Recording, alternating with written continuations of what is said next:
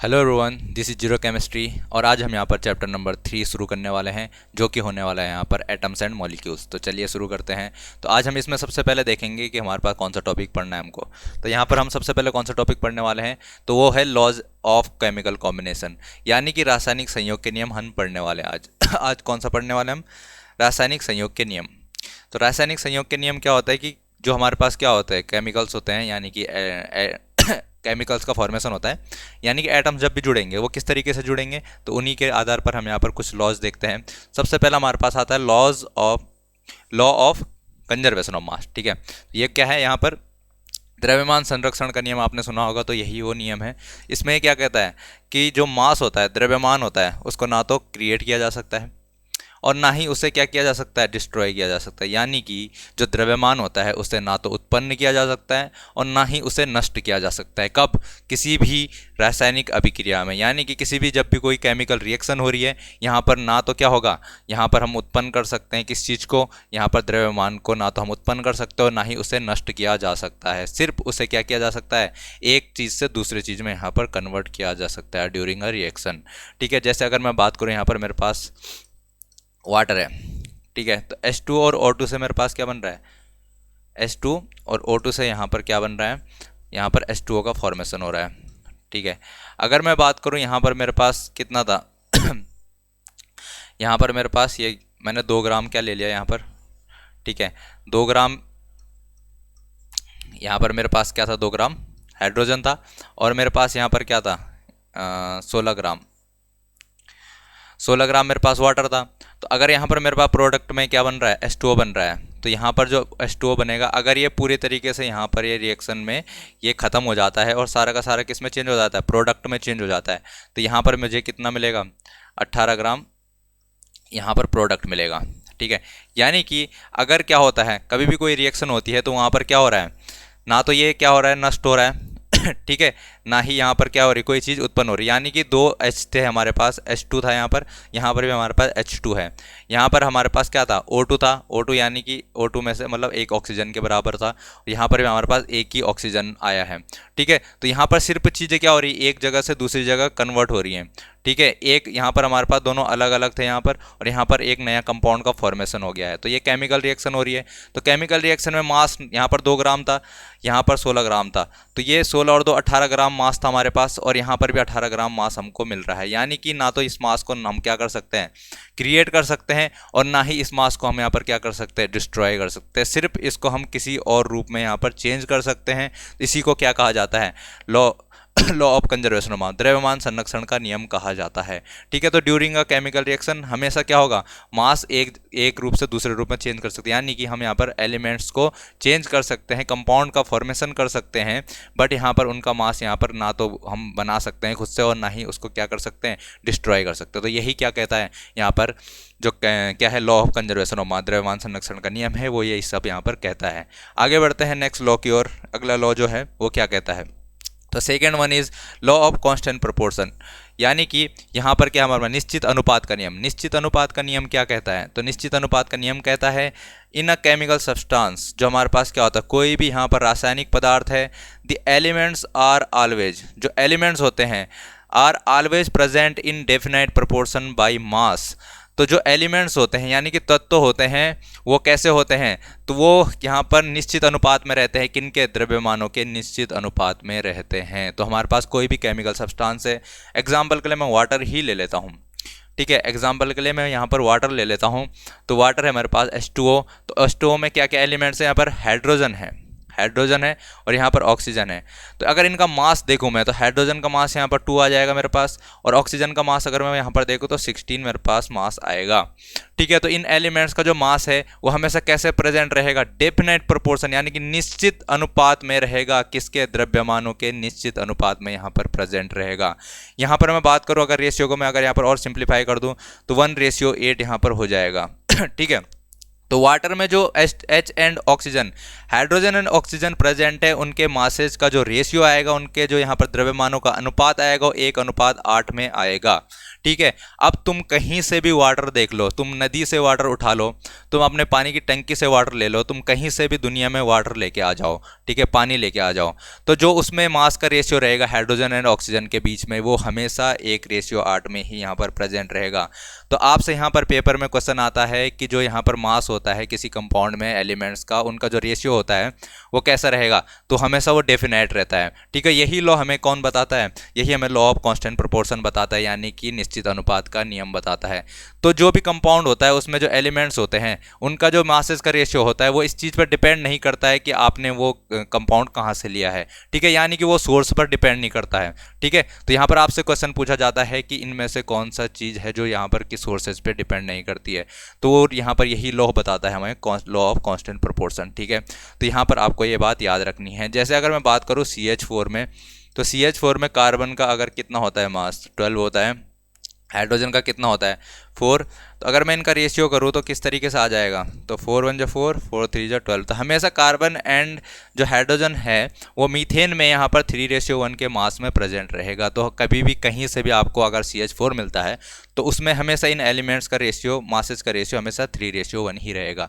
तो इस तरीके से आप यहाँ पर इस लॉ को डिफाइन कर सकते हैं, लॉ ऑफ कांस्टेंट प्रोपोर्शन, जो कि क्या है, निश्चित अनुपात का नियम है। नेक्स्ट बढ़ते हैं आगे। हमारे पास नेक्स्ट आता है यहाँ पर डाल्टन्स एटॉमिक थ्योरी।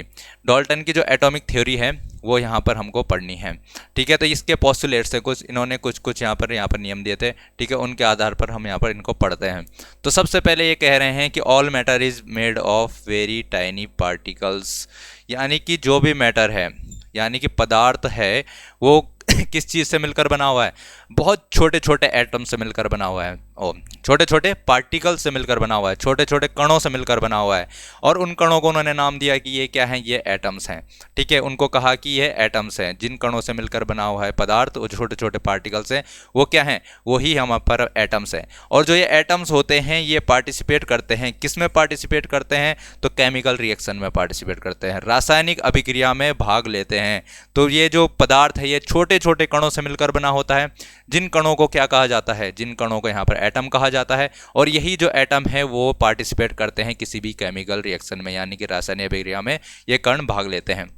अगला जो उन्होंने कहा कि एटम्स आर इंडिविजुअल पार्टिकल्स, कि जो एटम्स होते हैं वो इंडिविजुअल पार्टिकल्स होते हैं, ठीक है। इंडिविजुअल पार्टिकल्स जैसे हमने कहा यहाँ पर हाइड्रोजन है, तो हाइड्रोजन अपना इंडिविजुअल पार्टिकल है। जैसे यहाँ पर मैं बात करूँ यहाँ पर ऑक्सीजन, तो ये क्या है, ये अपना इंडिविजुअल पार्टिकल है। तो ये सब अलग अलग पार्टिकल्स होते हैं। तो ये एटम्स जो होता है, एटम यहाँ पर इंडिविजुअल पार्टिकल होता है। Which can not be created और destroyed in a chemical reaction, तो ये किसी भी केमिकल रिएक्शन में ना तो क्या कर सकते हैं, इनको बना सकते हैं, और ना ही इनको यहाँ पर नष्ट किया जा सकता है, ठीक है। जैसे हमने देखा था यहाँ पर कि जो H2O है, H2O में भी क्या है, यहाँ पर हाइड्रोजन है, तो हाइड्रोजन एक इंडिविजुअल पार्टिकल है, तो 2 हाइड्रोजन है, तो यहाँ पर 2 अलग अलग इंडिविजुअल पार्टिकल है, दोनों हाइड्रोजन, और यहाँ पर एक ऑक्सीजन है, तो ये भी अलग अपना एक इंडिविजुअल पार्टिकल है, ठीक है। तो एटम्स क्या होते हैं, इंडिविजुअल पार्टिकल्स होते हैं, और इनको ना तो बनाया जा सकता है और ना ही डिस्ट्रॉय किया जा सकता है किसी भी केमिकल रिएक्शन में, ठीक है। तो ये हमेशा प्रेजेंट ही रहेंगे। इनको तुम क्या करोगे, यहाँ से एक कंपाउंड से दूसरा कंपाउंड बना लोगे, लेकिन तुम इन एटम्स को यहाँ पर डिस्ट्रॉय नहीं कर सकते हो,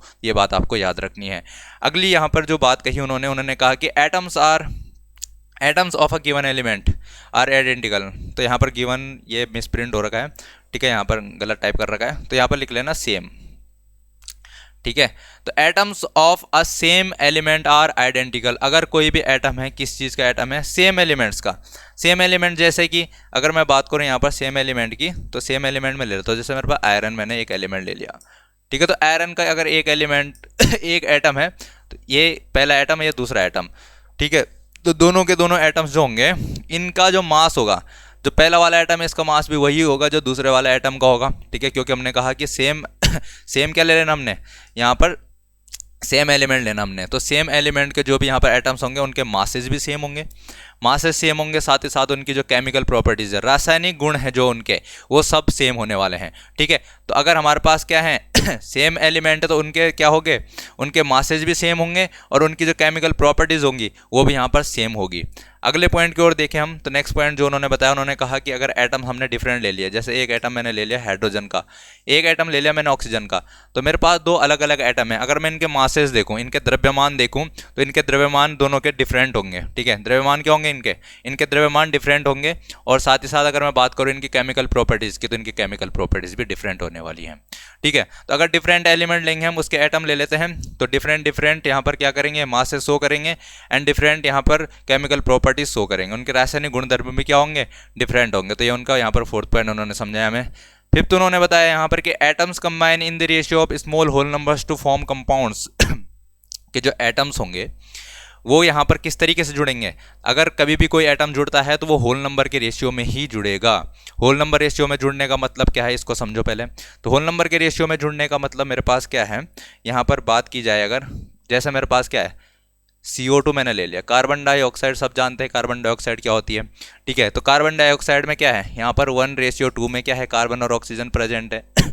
अगर मैं इसी को क्या कर देता, कार्बन को मैं हाफ लिख लेता, आधा लिख लेता, और ऑक्सीजन को एक ही लिख लेता, तो फिर भी बात तो सही थी।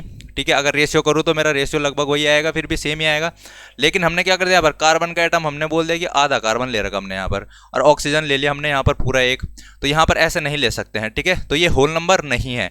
तो हमेशा जब भी क्या होगा, कोई कंपाउंड है तो उसमें एलिमेंट्स के एटम कैसे रहेंगे, यहाँ पर होल नंबर के रेशियो में, यानी कि पूर्ण संख्या के अनुपात में रहेंगे, ना कि यहाँ पर किस में, यहाँ पर अगर पूर्ण संख्या नहीं आती है ठीक है, यहाँ पर फ्रैक्शन आ जाता है, तो फ्रैक्शन में ये नहीं रहेंगे। तो फ्रैक्शन वाला हम काट देंगे, यहाँ पर हमारे पास किस में रहेंगे, होल नंबर के रेशियो में ही हमेशा प्रेजेंट रहेंगे। तो ये बात आपको याद रखनी है। ठीक है, तो atoms combine in the ratio of small whole number, तो स्मॉल होल नंबर के रेशियो में रहेंगे। ठीक है, होल नंबर्स के रेशियो में ही हमेशा देखने को मिलेंगे जब भी कंपाउंड में कोई एलिमेंट के पार्टिकल्स एटम्स क्या होता है, कंबाइन होते हैं। तो ये बात आपको याद रखनी है, हमेशा होल नंबर के रेशियो में ही ये ऐड होंगे, हम यहाँ पर फ्रैक्शन में नहीं लिख सकते इनको। ठीक है, अगला पॉइंट यहाँ पर लास्ट वाला पॉइंट क्या आता है, लास्ट वाला पॉइंट आता है हमारे पास, the relative number and kinds of atoms are constant in a given compound. जैसे हमने देखा यहाँ पर, ठीक है, H2O ले लिया हमने एग्जाम्पल, यहाँ पर क्या है, हमेशा क्या रहेगा, रिलेटिव। अगर इनकी बात करें हम, तो यहाँ पर 2:1 में है। ठीक है, हमेशा किस में, 2:1 में रहेगा। H2O तुम कहीं से भी ले लो, H2O को तुम कहीं से भी ले लो, तो वहाँ पर 2:1 में ही यहाँ पर हाइड्रोजन और ऑक्सीजन रहने वाला है। CH4 ले लो तुम, CH4 हम कहीं से भी प्राप्त कर लें। ठीक है, कहीं से भी प्राप्त करें, तो उसमें यहाँ पर अगर हम कार्बन और हाइड्रोजन के क्या देखें, रेशियो देखें, तो 1:4 में रहने वाला है। ठीक है, तो इस तरीके से यहाँ पर अगर बात करूँ मैं, तो यहाँ पर ये क्या कह रहा है कि हमेशा क्या रहेगा, relative number and kinds of atoms are constant in a given compound, वो हमेशा कांस्टेंट ही रहेगा। जो इनके नंबर से रेशियो हैं, वो हमेशा यहाँ पर एटम्स के जो रेशियो हैं किसी कंपाउंड में, वो हमेशा क्या रहेगा, कांस्टेंट ही रहने वाले हैं। ये 1:4 में रहेगा, तो कहीं कभी भी ये 1:4 में ही रहेगा, जहाँ भी आपको ये देखने को मिलेगा। वाटर में भी हमेशा क्या रहेगा, हाइड्रोजन और ऑक्सीजन 2:1 में ही देखने को मिलेगा आपको। ठीक है, यहाँ पर ये कांस्टेंट रेशियो में ही रहते हैं किसी कंपाउंड में जो एटम्स रहते हैं। यहाँ पर से आपको एक बात पता चल रही होगी कि जो ये 6th वाला यहाँ पर उसका पॉइंट है, ये किससे रिलेट कर रहा है, ये हमें बता रहा है किस चीज़ के, कांस्टेंट प्रोपोर्शन। हमने देखा जो डेफिनाइट प्रोपोर्शन जो भी वो था, वहाँ पर कांस्टेंट प्रोपोर्शनल वाला लॉ ऑफ कांस्टेंट प्रोपोर्शन वाला था जो, तो वो लॉ, इस वाले लॉ को यहाँ पर ये फॉलो कर रहा है, इसको सेटिस्फाई कर रहा हूँ, ये वाला पॉइंट। ठीक है, और अगर बात करें यहाँ पर कौन सा पॉइंट की, तो ये एटम्स आर इंडिविजुअल पार्टिकल्स। ठीक है, creator not destroyed in the reaction. और दूसरा वाला पॉइंट अगर देखें हम, तो यहाँ पर ये वाला पॉइंट जो है, यहाँ पर law of mass of conservation को यहाँ पर शो कर रहा है। तो यहाँ पर जो दोनों लॉ को यहाँ पर ये सेटिस्फाई करता है, जो डाल्टन का एटॉमिक थ्योरी है, ये दोनों लॉज को समझाता है यहाँ पर। तो आपको यहाँ पर पूछा जाएगा क्वेश्चन पेपर में कि लॉ ऑफ कंजर्वेशन मास कौन सा वाला यहाँ पर ये जो पॉइंट है वो यहाँ पर सेटिस्फाई करता है, और जो लॉ ऑफ कांस्टेंट प्रोपोर्शन है डाल्टन का, वो यहाँ पर कौन सा जो क्या बोल रहा हूँ मैं, ठीक है, जो क्या है लॉ ऑफ कांस्टेंट प्रोपोर्शन, तो डाल्टन का कौन सा यहाँ पर पॉइंट है जो लॉ ऑफ कांस्टेंट प्रोपोर्शन को यहाँ पर क्या करता है, सेटिस्फाई करता है, और कौन सा पॉइंट है जो law of conservation of mass को यहाँ पर सेटिस्फाई करता है। ठीक है, तो यहाँ पर से आप देख लेंगे, तो आपको ये सारे पॉइंट याद होने चाहिए। यहाँ पर एग्जाम में कोई भी पॉइंट बना के दे सकता है, वो पूछेगा यहाँ पर से कि इन पॉइंट में से कौन सा डाल्टन का पॉइंट जो डाल्टन ने यहाँ पर नहीं दिया था, तो वहाँ पर आप उसको टिक कर लेंगे ऑप्शन में। तो ये बहुत सिंपल से यहाँ पर पॉइंट दिए थे उन्होंने। ठीक है, आगे बढ़ते हैं। नेक्स्ट टॉपिक जो आता है हमारे पास कि एटम होता क्या है। ठीक है, एटम हमको समझना है, एटम क्या होता है। तो एटम सबको पता है, क्या अभी बताया था उन्होंने, डाल्टन ने, कि स्मॉलेस्ट टाइनी पार्टिकल है। ठीक है, स्मॉलेस्ट टाइनी पार्टिकल है जिनसे मिलकर कोई मैटर बनता है। ठीक है, तो अगर कंपैरिजन करें कंपैरिजन करें यहाँ पर किसी चीज़ से, तो हाइड्रोजन एटम आपसे पूछा जाता है, जो हाइड्रोजन एटम है उसका रेडियस पूछा जाता है आपसे एग्जाम में।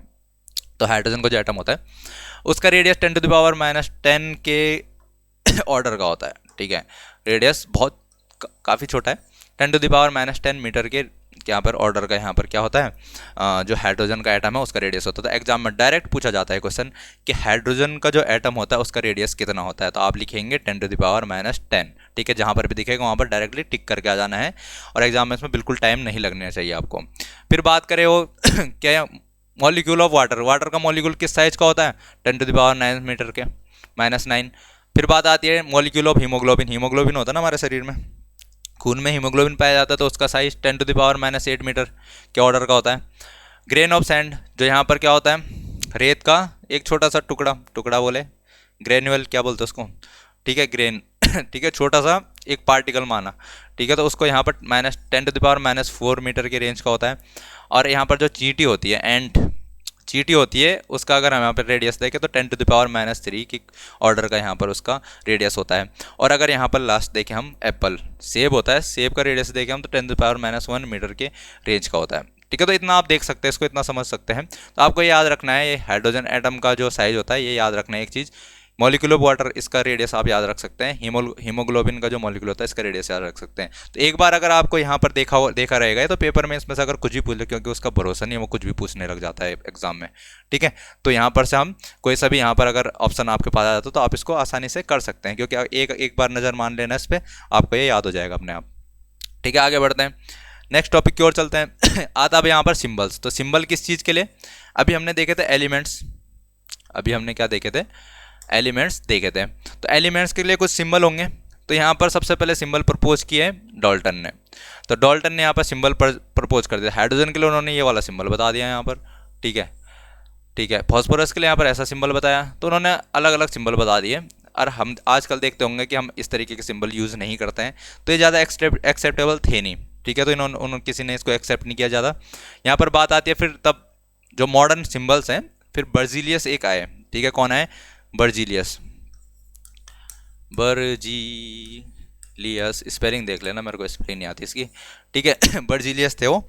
उन्होंने यहाँ पर मॉडर्न टाइप ऑफ सिंबल्स यहाँ पर प्रपोज किए, जो कि हम आजकल के देखते हैं कि जिस तरीके से सिंबल हमने देखे हैं। तो इन सिंबल का यूज करते क्यों थे, सिंबल का यूज जनरली आप किसी रिएक्शन में अगर आपको लिखना है तो डायरेक्ट हाइड्रोजन की रिएक्शन ऑक्सीजन से करानी है, तो आजकल हम लिखते हैं H2 + ½ O2 = H2O 2H2O। ठीक है, तो अगर इस तरीके से लिखते हैं, अब तुमको अगर सिंबल ही नहीं पता तो तुम लिखोगे फिर हाइड्रोजन + ऑक्सीजन = क्या लिखोगे, वाटर। तो उस तरीके से हम चीज़ें लिखना मान ले काफ़ी लेंदी पड़ जाती हैं। तो आज के तब उसके बाद क्या करने लग गए, सिंबल्स का यूज़ करने लग गए, तो वो चीज़ें आसान हो गई। मान ले सिंबल्स देख लेते हैं, सिंबल से भी क्वेश्चन बन जाएगा। यहाँ पर सिंबल से क्या क्वेश्चन बनेगा वो यहाँ पर देखते हैं।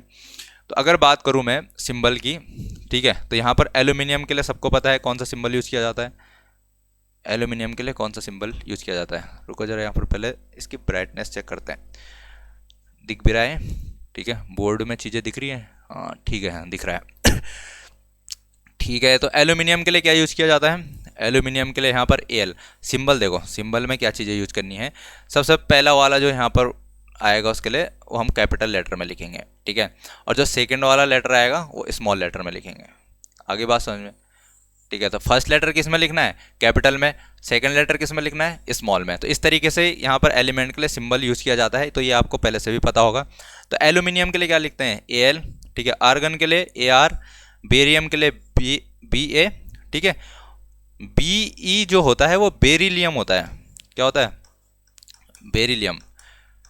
Be किसके लिए यूज़ किया जाता है, बेरिलियम के लिए। Ba होता है बेरियम। तो इन चीज़ों में कंफ्यूज मत होना, Ba मतलब बेरियम और Be मतलब बेरिलियम। ठीक है, तो यहाँ पर सिंबल में कंफ्यूज मत हो जाना। फिर बात आती है बोरोन के लिए, कैपिटल B, ब्रोमीन के लिए Br, कैल्शियम के लिए Ca। ये सब तो आपको पहले से पता होंगे। कार्बन के लिए C, क्लोरीन के लिए Cl, कोबाल्ट के लिए CO। देखो C कार्बन बड़ा और O छोड़, कार्बन बोल रहा हूँ मैं, capital C and small O। तो यहाँ पर कैपिटल सी और कैपिटल ओ मत कर देना, ये कार्बन मोनोऑक्साइड हो गया, एक कार्बन और एक ऑक्सीजन हो गया, तो ये अलग चीज़ है। और ये सी और उसके पीछे क्या है, ये स्मॉल लेटर, ये कैपिटल लेटर और ये स्मॉल लेटर, तो इस तरीके से सिंबल जो बनेगा वो कोबाल्ट के लिए बनेगा। हमेशा लोग गलती यही करते हैं, कोबाल्ट में भी क्या कर लेते हैं, कार्बन और ऑक्सीजन बना देते हैं, ठीक है, दोनों को कैपिटल कर देते हैं, दोनों गलत हो जाता है फिर, ठीक है, तो ये नहीं करना आपको। आगे बढ़ते हैं। कॉपर के लिए होता है Cu, फ्लोरीन के लिए F होता है, ठीक है, गोल्ड के लिए Au होता है, ठीक है, अभी देखेंगे, इनको टिक कर लो। अब गोल्ड के लिए Au कैसे हो गया, तो ये भी देखेंगे हम अभी। हाइड्रोजन के लिए H, आयोडीन के लिए I, आयरन के लिए Fe, इसको गोला कर लो जो इंपॉर्टेंट चीज़ है हमारे पास। तो आयरन के लिए हमने Fe कर लिया। लेड के लिए Pb, तो ये अलग हो गया, ठीक है। मैग्नीशियम के लिए Mg, नियोन के लिए Ne, नाइट्रोजन के लिए N, ऑक्सीजन के लिए O, पोटेशियम के लिए K, ये भी हमको अभी करना है, देख लेना इसको भी।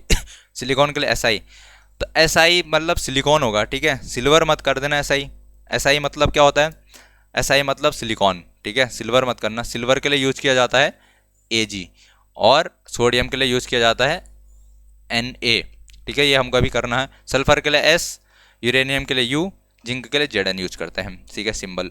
अब बात आती है हमारे पास कुछ चीज़ें हैं, जैसे हमने देखा यहाँ पर Au देखा गोल्ड के लिए, ठीक है, आयरन के लिए Fe देखा, लेड के लिए Pb, यहाँ पर हमने देखा पोटेशियम के लिए कैपिटल K, Ag देखा हमने सिल्वर के लिए, सोडियम के लिए हमने Na देखा। तो इनको देख लेते हैं ये यूज क्यों करते हैं हम। आगे बढ़ते हैं। तो यहाँ पर चीज़ें हमको देखनी है किस तरीके से क्यों हम इनको यूज कर रहे हैं।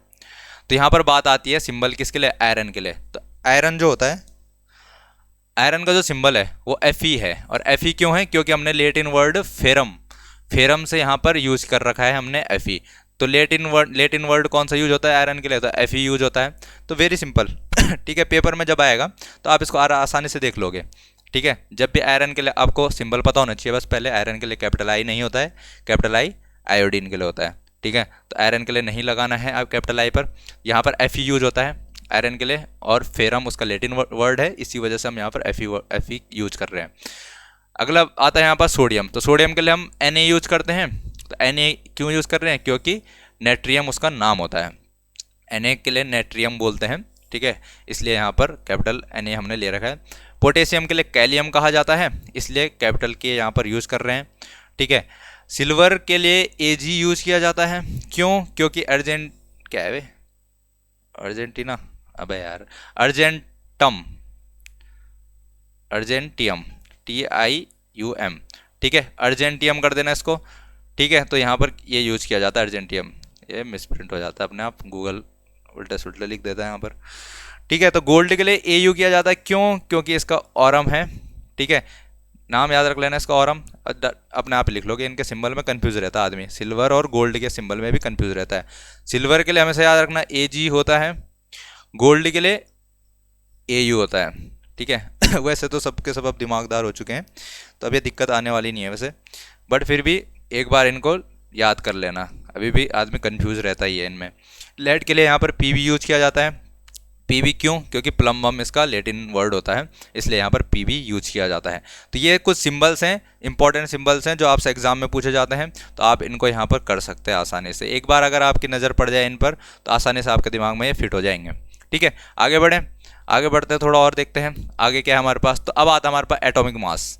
एटॉमिक मास क्या होता है, तो एटॉमिक मास यानी एटम का मास, ठीक है। एटॉमिक मास किसी चीज़ से बताएंगे हम एटम के लिए, तो वो बताते हैं हम एटॉमिक मास किस चीज़ से बताते हैं। तो हम यहाँ पर देखते हैं कि एक टर्म होता है कि एटॉमिक मास यूनिट क्या होता है, ठीक है। एटॉमिक मास यूनिट एक टर्म हमारे पास आता है, एटॉमिक मास यूनिट, ठीक है। क्या है ये, परमाणु द्रव्यमान इकाई, ठीक है। क्या है, परमाणु द्रव्यमान इकाई क्या होती है। तो ये हमारे पास सबसे पहले हमको पता है कार्बन होता है, तो कार्बन कौन सा, 12 वाला, ठीक है। हमको पता है ना कार्बन के आइसोटोप समस्थानिक भी होते हैं, कार्बन 12 होता है, कार्बन 13 होता है, कार्बन 14 होता है, ठीक है। तो यहाँ पर कार्बन 12 हमको लेना है, ठीक है। कार्बन 12 जो नॉर्मली होता है हमारे पास, उसी को कार्बन 12 कहते हैं। तो कार्बन 12 को अगर हम क्या करते हैं, मास ले लेते हैं, तो मास ऑफ कार्बन 12, ठीक है। कार्बन 12 का हमने क्या ले लिया, द्रव्यमान ले लिया, तो इसका द्रव्यमान ले लेते हैं। अब इसका जो द्रव्यमान लिया है उसका एक 12 से डिवाइड कर देते हैं, कितने से डिवाइड कर देते हैं, 12 से, यानी कि उसका 12वां भाग। डिवाइड करने का मतलब उसका 12वां भाग ले लेना हमने। तो इसका जो 12वें भाग का मास आता है, जैसे मेरे पास बात करूँ मैं, कार्बन 12 का मास मैं मानता हूँ कि 12 था मेरे पास, और मैंने यहाँ पर क्या कर दिया, इसको 12 से डिवाइड कर दिया, मतलब इसका मैंने 12वां भाग ले लिया, तो मेरे पास 1 बच जाएगा। तो इसी प्रकार से कार्बन 12 का मास रहा होगा कुछ, उसको मैंने 12 से डिवाइड किया, और जो भी निकल कर आता है यहाँ पर, ठीक है, यहाँ से कुछ ना कुछ निकल कर आएगा, वही मेरे पास क्या होगी, वही होगी मेरे पास एक atomic mass unit, 1 AMU।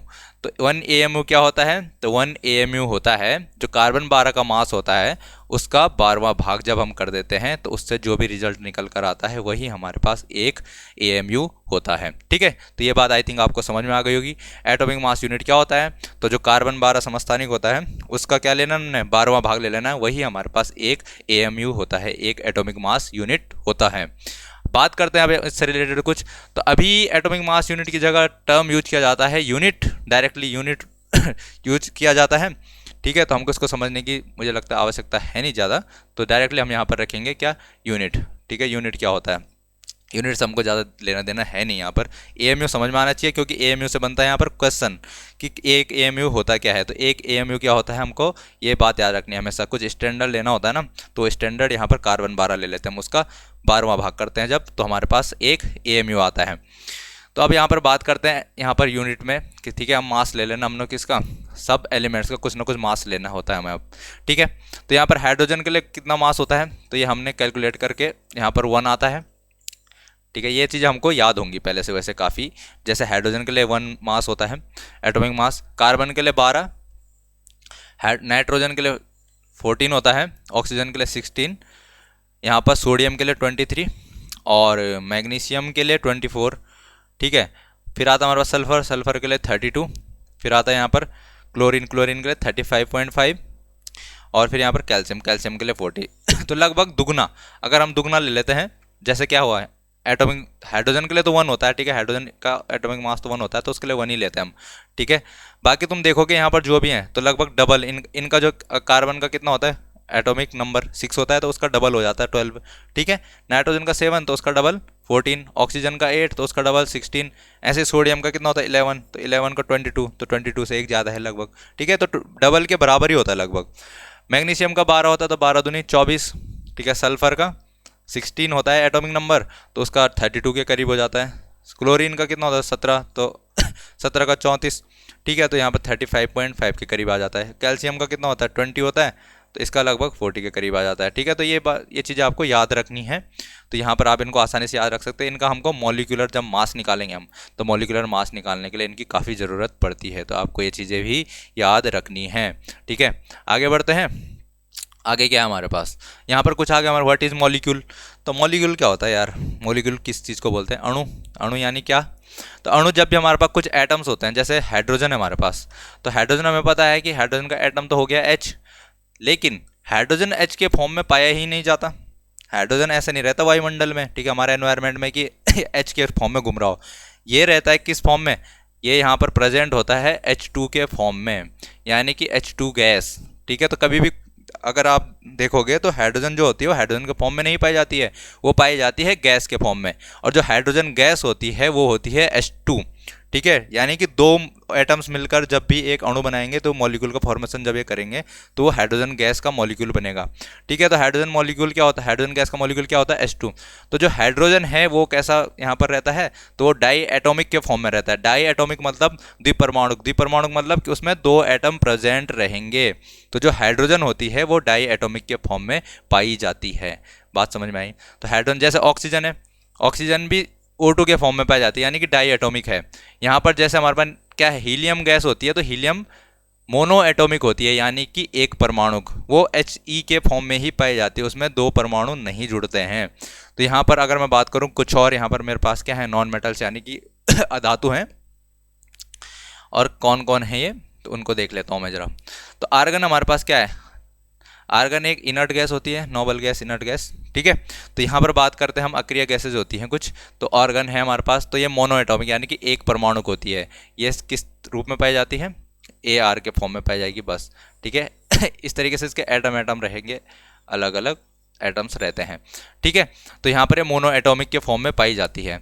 Helium की बात करें, ये भी एक इनर्ट गैस है, नोबल गैस है। ठीक है, तो इसको भी क्या कहेंगे, ये कैसे रहेगी, मोनो एटॉमिक, यानी कि एक परमाणु के रूप में रहेगी।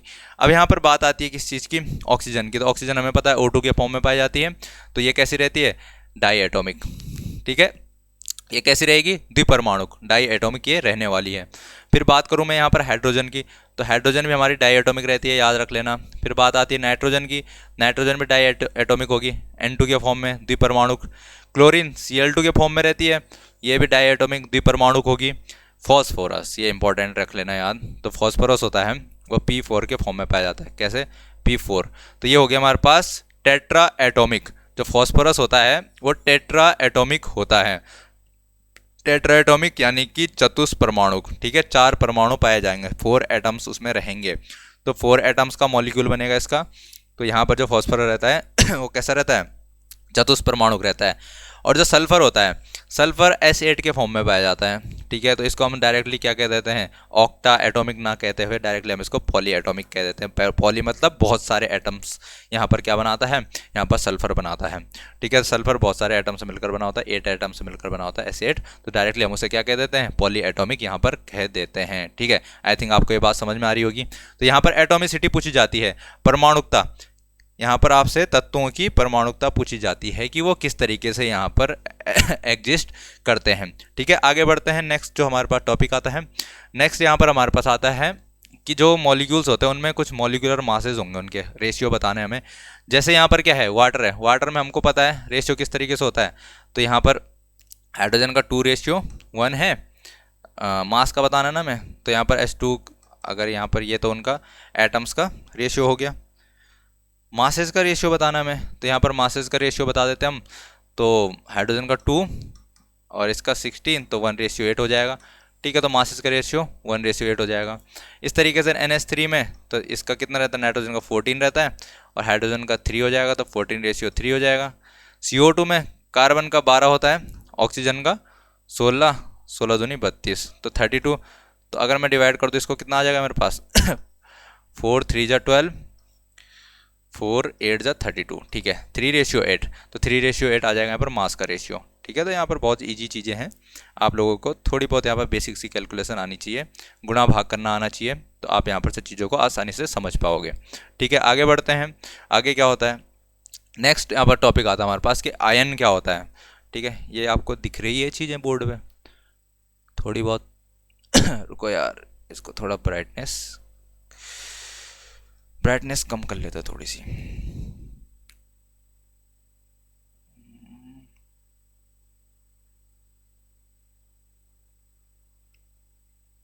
चलो इतना काफ़ी है। ठीक है, अभी चीज़ें दिखने वाली लग गई होंगी साफ सी। ठीक है हाँ, तो अभी आयन क्या होता है, आयन समझना है पहले। ठीक है, आयन क्या होता है, तो आयन को समझ लेते हैं।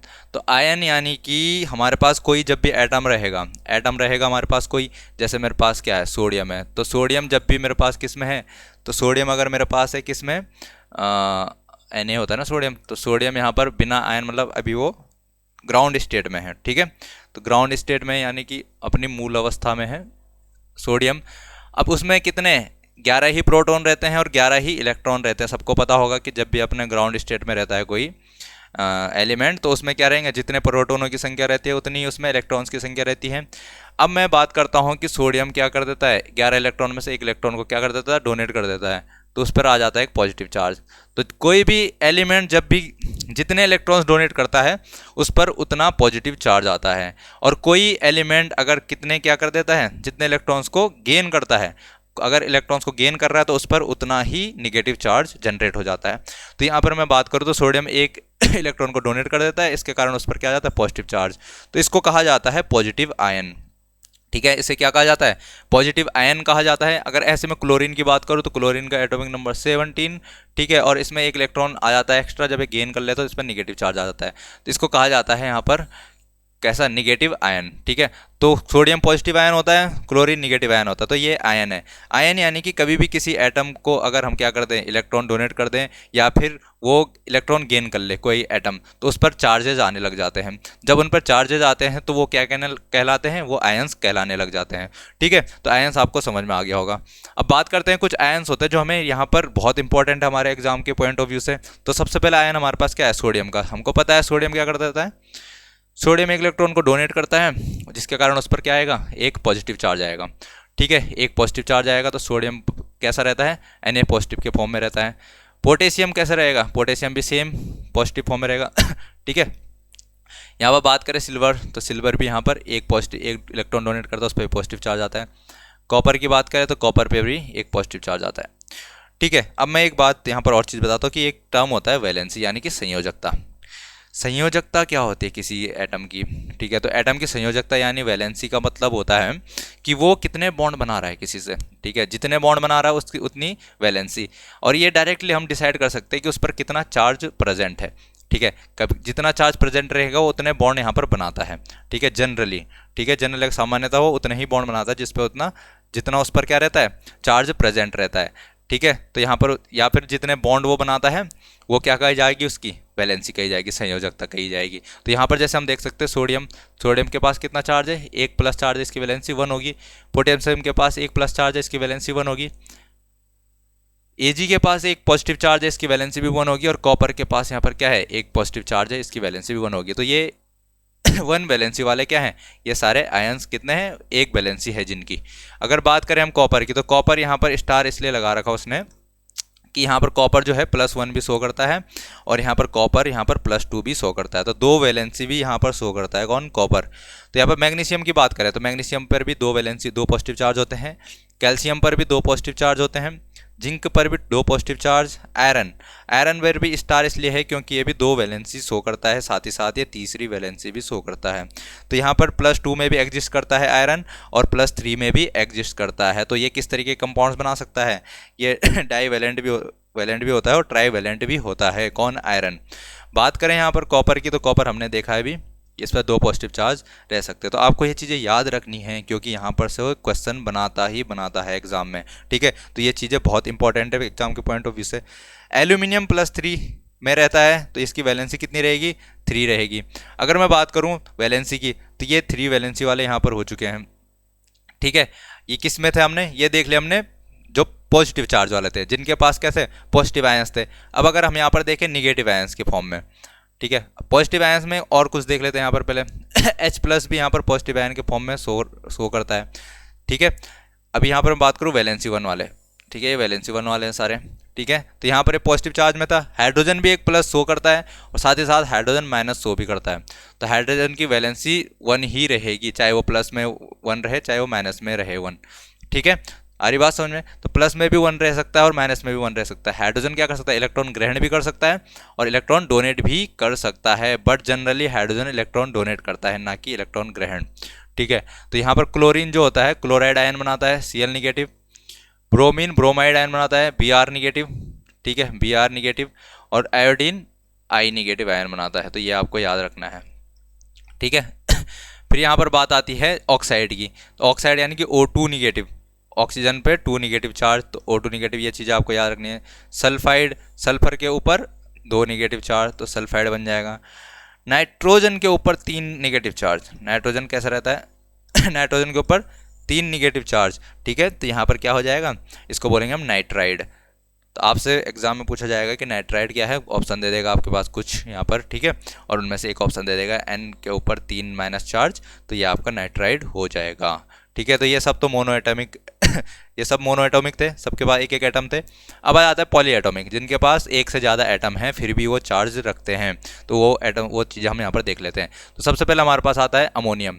अमोनियम क्या होता है, नाइट्रोजन के साथ 4 हाइड्रोजन जुड़े हुए रहेंगे और यहाँ पर क्या रहेगा, नाइट्रोजन के ऊपर पॉजिटिव चार्ज आ जाएगा, ठीक है। तो एक पॉजिटिव चार्ज आता है किसमें, अमोनियम में। तो अमोनियम में यहाँ पर नाइट्रोजन के ऊपर एक पॉजिटिव चार्ज आता है, जब उस पर क्या जुड़े रहे हैं, यहाँ पर 4 हाइड्रोजन जुड़े रहते हैं। फिर बात करते हैं हाइड्रोक्साइड। हाइड्रोक्साइड में भी वैलेंसी 1 है बट वो माइनस में है, ठीक है। वैलेंसी का प्लस और माइनस से कोई लेना देना नहीं होता है, ठीक है, वैलेंसी का प्लस और माइनस से कोई लेना देना नहीं है। चाहे उसके ऊपर +1 हो तब भी उसकी वैलेंसी 1 होगी, और चाहे उसके ऊपर -1 हो तब भी उसकी वैलेंसी क्या होगी, 1 होगी। क्यों? क्योंकि मैंने कहा था ना कि वो कितने बॉन्ड बनाता है ये डिसाइड करता है उसकी वैलेंसी कितनी होती है। ठीक है, यहाँ पर नाइट्रेट आयन आता है तो NO3 और इस पर एक निगेटिव चार्ज। ठीक है, इस पूरे मॉलिक्यूल पर एक निगेटिव चार्ज तो यहाँ पर आ जाएगा हमारे पास नाइट्रेट। नाइट्रेट क्या है, NO3 पर निगेटिव चार्ज। फिर बात आती है यहाँ पर हाइड्रोजन कार्बोनेट। हाइड्रोजन कार्बोनेट यानी कि HCO3 और उसके ऊपर एक निगेटिव चार्ज। ठीक है, HCO3 और उसके ऊपर एक निगेटिव चार्ज आ जाता है तो यहाँ पर हाइड्रोजन कार्बोनेट बनता है हमारे पास। फिर बात आती है यहाँ पर कार्बोनेट की। कार्बोनेट क्या होता है, तो यहाँ पर H था, एक H आ गया था तो एक निगेटिव रह गया था। यहाँ पर ये H भी हट जाएगा तो यहाँ पर क्या आ जाएंगे, 2 निगेटिव चार्ज आ जाएंगे। यहाँ पर क्या आ जाएंगे, 2 निगेटिव चार्ज आ जाएंगे। तो CO3 के ऊपर 2 निगेटिव चार्ज आ जाते हैं तो उसको कहा जाता है कार्बोनेट। फिर यहाँ पर सल्फाइट होता है, SO3 पर 2 निगेटिव चार्ज है तो उसको सल्फाइट कहा जाता है। ठीक है, उसको क्या कहा जाता है, सल्फाइट कहा जाता है। और अगर सल्फेट की बात करें तो सल्फेट क्या होता है, SO4 के ऊपर 2 निगेटिव चार्ज।